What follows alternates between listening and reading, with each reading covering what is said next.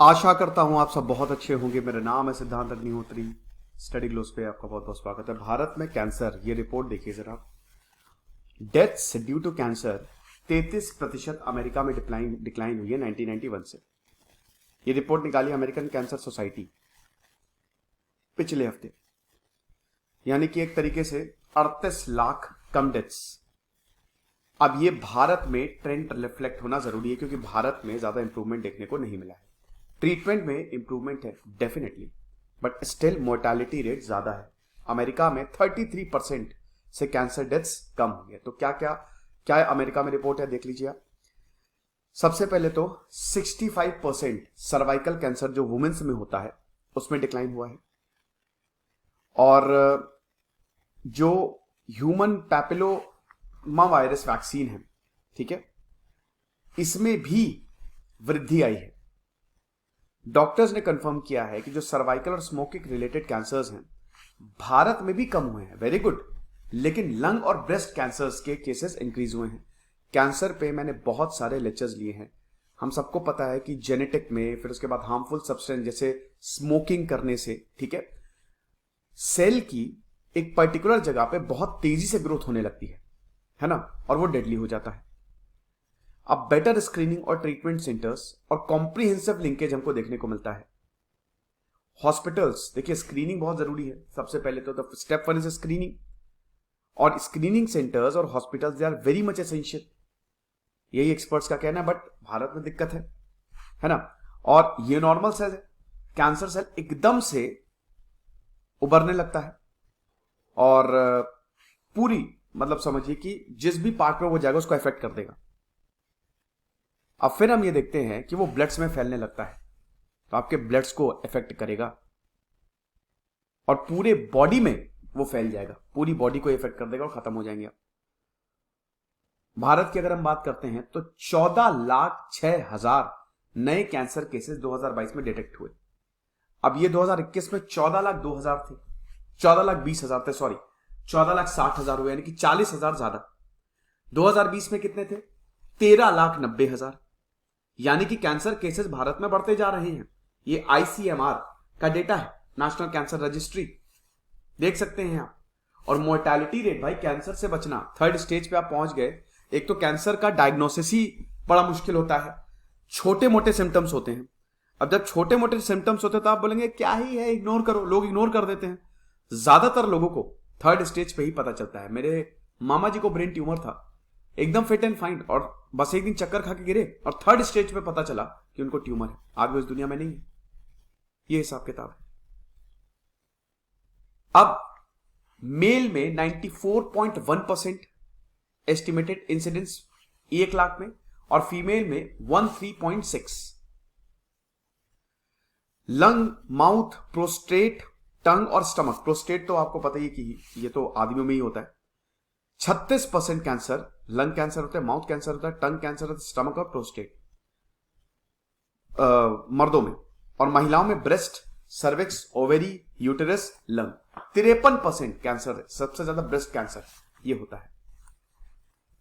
हर 9 में से एक भारतीय will develop cancer during their life time. ये बहुत बहुत चौंकाने वाला आंकड़ा है दोस्तों, आपको पता है।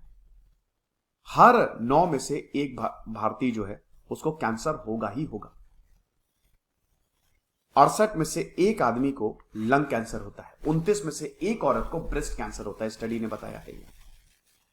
और कैंसर के जो इंसिडेंस है वुमेन में हायर है। मैंने परसेंट बोल दिया था, आई एम सॉरी। 1 लाख में 104 औरतों को कैंसर होता है, और 2020 में ये 94 था। यानी कि अगेन कैंसर के इंसिडेंस बड़े हैं।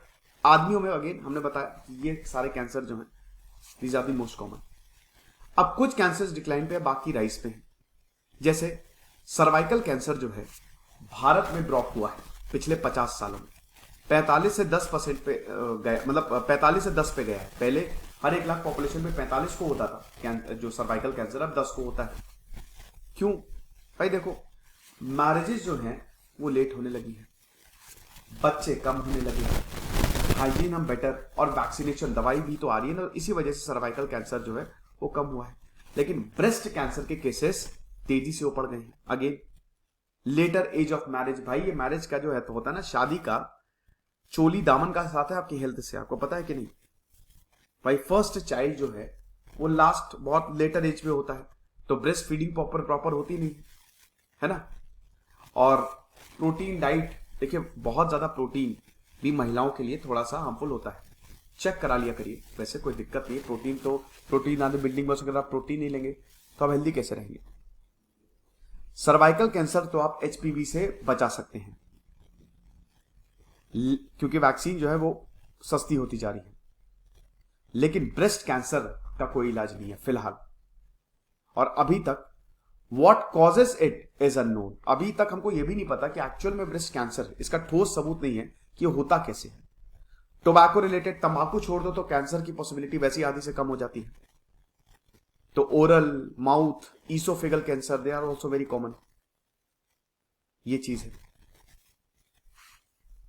लेकिन अगेन ये कैंसर भी दे आर कमिंग डाउन। एक तो आप देखते ही हैं हर कोई पट्टी चलाता है कि तंबाकू हानिकारक है। आप मूवी में जाते होंगे, मूवी से पहले ये आता है। सरकार ने काफी लॉज भी स्ट्रिक्ट किए हैं टोबैको लॉज की अगर बात करें, तो इसकी वजह से भी ये वाले कैंसर जो है they are coming down. Lung cancer, क्योंकि भाई देखो लंग कैंसर स्मोकिंग, ड्रिंकिंग, इसकी वजह से भी होता है, लेकिन सिर्फ स्मोकिंग की वजह से नहीं होता है। जैसे अरुणाचल प्रदेश में लंग कैंसर के रेट्स काफी हाई हैं। देखिए भाई, अगर आप कुछ भी इनहेल करेंगे, अगर वो टॉक्सिक है तो आपके लंग्स में प्रॉब्लम क्रिएट होगी ही होगी, है ना। अरुणाचल प्रदेश में इतनी शराब नहीं पी जाती, बट स्टिल लंग कैंसर वहां पे ज्यादा है क्योंकि वो सर्दियों में आग जला लेते हैं, लाइट फायर्स, और वो जलती ही रहती है। बिहार में हमको लंग कैंसर औरतों में देखने को मिल रहा है क्योंकि चूल्हे पे वो लगातार खाना बनाती जा रही हैं और उनके लंग्स को इफेक्ट कर रहा है। तो किस तरीके की हवा हम अपने अंदर ले रहे हैं, आपको बता दो कि दिल्ली में भी जिस तरीके की हवा दिल्ली में है ना, और पोल्यूटेड सिटी है दिल्ली, पोल्यूशन बहुत ज्यादा है। अगले 10 सालों में इसका इंपैक्ट हमको देखने को मिलेगा, लंग कैंसर के केसेस वहां पे भी आ सकते हैं, ये चीज है। और सबसे बड़ी बात है कि लंग कैंसर का सर्वाइवल, देखिए ब्लड कैंसर सबसे खतरनाक होता है और उसके बाद लंग कैंसर आता है क्योंकि सर्वाइवल रेट बहुत ही कम है और लेट स्टेजेस में ही ये डायग्नोस होता है। तो क्या इंप्रूवमेंट है कैंसर ट्रीटमेंट्स में? यस, मोर्टेलिटी रेट बढ़ रहा है, कैंसर केसेस बढ़ रहे हैं, बट कैंसर ट्रीटमेंट में इंप्रूवमेंट आया है क्योंकि क्योर रेट भी राइज हो रहे हैं, कैंसर ठीक हो रहा है लोगों का। हम जैसे युवराज सिंह एक एग्जांपल है, उन्होंने कैंसर को पूरी तरीके से हरा दिया। बट दोस्तों डेफिनेटली कैंसर के इलाज में पैसा लगता है, बट अब क्योंकि दवाइयां ज्यादा आ रही हैं, वैक्सीन ज्यादा आ रही है, तो कैंसर के पैसे भी नीचे जा रहे हैं, ठीक है। तो जो क्योर रेट है जैसे पेंक्रियाटिक कैंसर का, वो 30% से सीधा 6% पे हो गया है, डबल हो गया पिछले 50 सालों में। प्रोस्टेट कैंसर का क्योर 60% से 100%, लेकिन अगर आपको प्रोस्टेट कैंसर है तो 100% चांस है कि वो ठीक हो जाएगा। ब्रेस्ट कैंसर का भी 50% से 90%, क्योंकि नए नए ट्रीटमेंट्स आ गए हैं। लेकिन वही चीज है कि अगर आप चाहते हैं, अगर कोई भी इंसान चाहता है कि उसका कैंसर का इलाज होने लगे और कैंसर ठीक हो जाए, अर्ली डायग्नोसिस, स्टेज 1 पे ही डायग्नोस कर लो, नहीं तो स्टेज 2, स्टेज 3 पे बहुत मुश्किल हो जाता है, नामुमकिन हो जाता है एक तरीके से। बच सकते हैं लेकिन बहुत मुश्किल होता है। तो आईसीएमआर की burden of cancers in India, इस रिपोर्ट की माने 7 cancers accounted for more than 40% of the total disease, जिसमें lung, breast, esophagus, stomach, mouth, liver और सर्विक्स यूट्री है। वे फॉरवर्ड क्या है? सबसे पहले तो स्क्रीनिंग इंपॉर्टेंट है। ब्रेस्ट, सर्वाइकल और ओरल के लिए स्क्रीनिंग बहुत ज्यादा इंपॉर्टेंट है और ये सरकार के अपग्रेडेड हेल्थ और वेलनेस सेंटर में अवेलेबल है। इसीलिए कैंसर की जो ट्रीटमेंट है उसकी वजह से कैंसर जो है वो जल्दी ठीक हो जाता है आजकल, ये चीज है। सर्वाइकल, ब्रेस्ट और oral cancer they account for 34% of cancer in India. तो अगर स्क्रीनिंग सही पे हो गई, टाइम पे हो गई, खेल खत्म, बढ़िया। फिर उसके बाद कैंसर केयर फैसिलिटीज ज्यादा होनी चाहिए। हमारे पास कम से कम एक कॉम्प्रिहेंसिव कैंसर केयर सेंटर होना चाहिए हर 5 करोड़ पॉपुलेशन पे, ये बहुत ज्यादा जरूरी है।